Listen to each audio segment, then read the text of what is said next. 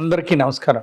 దేశం అంటే నాకెంతో దేశభక్తి, జాతీయ జెండా అంటే నాకెంతో గౌరవం. ఈరోజు జరిగిన సంఘటన నాకు చాలా బాధ కలిగిస్తూ ఉంది. 15 ఆగస్టు ప్రోగ్రాంలో ఒక స్కూల్ ప్రోగ్రాంకి వెళ్తూ అనుకోకుండా చూసుకోకుండా ఒక జాతీయ జెండా వేసినటువంటి ముగ్గుని దాటడం జరిగింది. చూసుకోకుండా జరిగిన ఈ పొరపాటుకు నాకు తెలిసిన వెంటనే చాలా చింతించాను, చాలా బాధపడ్డాను. యాదృచ్ఛికంగా జరిగినప్పటికీ ఈ పొరపాటు నాకు చాలా మనస్తాపానికి గురి చేసింది. తెలుగు జాతిని, దేశ ప్రజలను క్షమించవలసిందిగా నేను కోరుతున్నాను.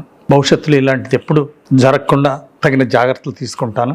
అంతేకాదు దేశ ప్రతిష్ట పెంచే విధంగా, అలాగే జెండా గౌరవాన్ని పెంచే విధంగా ఎల్లప్పుడూ అంకిత భావంతో ఉంటానని, దేశ గౌరవం పెరిగే విధంగా కృషి చేస్తానని దేవుని సాక్షిగా ప్రమాణం చేస్తున్నాను. అలాగే నేను రాజకీయ ప్రత్యర్థులు కోరేది ఒకటే, దురదృష్టవశాత్తు జరిగిన ఈ సంఘటనకి ప్రజలందరినీ క్షమించమని నేను కోరుతున్నాను.